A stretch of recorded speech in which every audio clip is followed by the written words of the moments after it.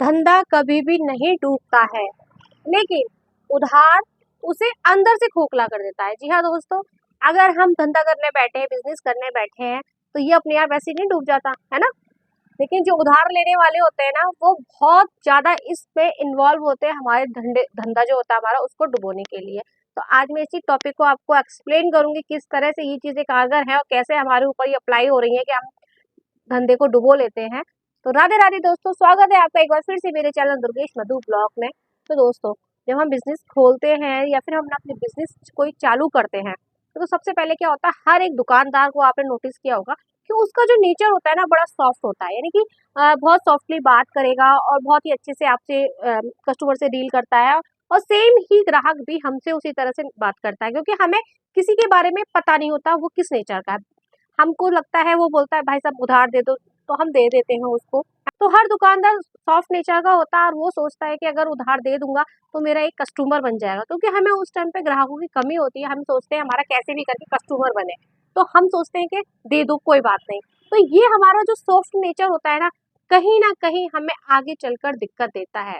तो ये प्रॉब्लम हर दुकानदार ने होता ये है कि शुरू-शुरू में तो लोग बहुत रेस्पेक्ट से बात करते हैं, भाई मैं अगले हफ्ते दे दूँगा, मैं 10 दिन में दे दूँगा या मैं 5 दिन में दे दूँगा, मुझे ये दे दो। हम भी कस्टमर बनने के लालच में हम उसे सामान दे देते हैं। लेकिन वही लोग धीरे-धीरे एटीट्यूड दिखाना शुरू कर देते हैं, जैसे कि कभी आपके कॉल को नहीं उठाएँगे, दुकान से निकल रहे हैं तो मुँह बचा के निकलेंगे, या फिर आपकी दुकान पर आना ही बंद कर सकते हैं वो लोग। तो ये चीज़ें क्या होती हैं, मतलब शुरू में तो उन लोगों ने बड़े प्यार से बात किया, हमने भी उनको प्यार से बात कर रहा है तो हमने भी भरोसा करके दे दिया।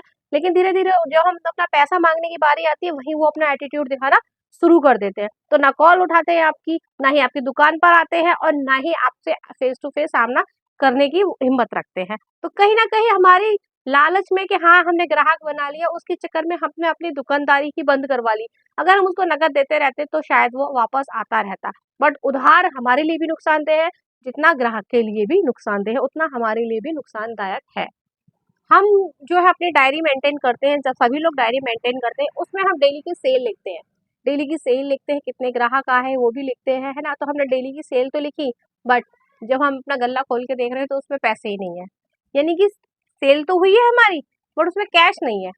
तो यहाँ हमारी मात खा जाते हैं हम लोग कि हमारी सेल तो 5,000 दिखा रहा है, लेकिन हमारे अगर गल्ला देखने बैठे तो हमारे गल्ले में बैठे सिर्फ 1,000 रुपए।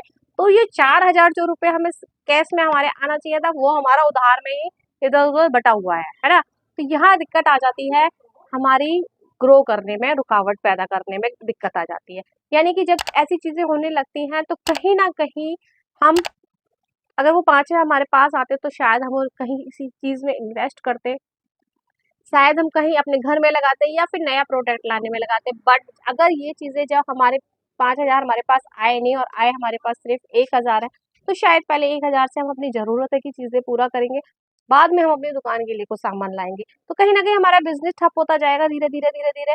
आज हमारे 4,000 उधार है, कल किसी पे और उधार हो जाएगा। ऐसे धीरे-धीरे करके हमारी दुकान का प्रोडक्ट कम हो रहा है, लेकिन बढ़ नहीं पा रहा है। बढ़ क्यों नहीं पा रहा है? क्योंकि पैसा तो हमारा उधार में बटा पड़ा है। पैसा जब हमारे पास आएगा ही नहीं तो हम प्रोडक्ट कैसे बढ़ाएंगे। तो दिक्कत आ जाती है यहाँ पर आकर।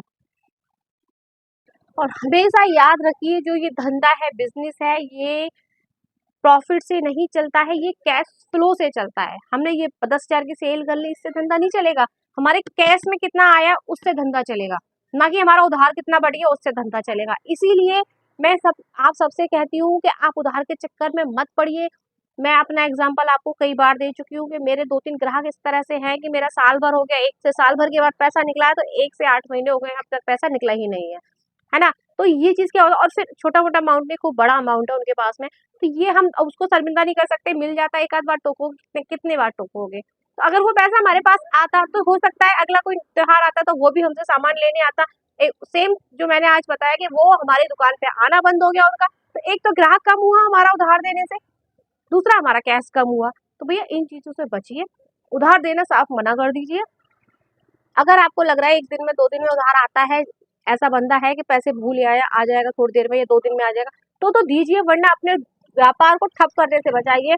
उधार देने से साफ मना कर दीजिए, बिल्कुल उधार मत दीजिए। फिर आपका धंधा डूबेगा नहीं, चलेगा, क्योंकि ये हमारी जो कुछ आदतें हैं हमें बदल नहीं पा रही। अगर हम उधार देते रहे और ग्राहक इस तरह से लेता रहेगा तो हमारे कस्टमर बढ़ नहीं रहे, हमारे कस्टमर घटते जाएंगे। आई होप कि छोटी सी वीडियो है जो मैंने समझाने की कोशिश की है कि उधार हमें डुबोता किस तरह से, आपको समझ में आई होगी। अगर समझ में आई हो तो लाइक और हाइप करना बिल्कुल मत भूलना, और नेक्स्ट वीडियो किस टॉपिक पर देखना चाहते हैं वो मुझे जरूर कमेंट करके बताना। Bye bye.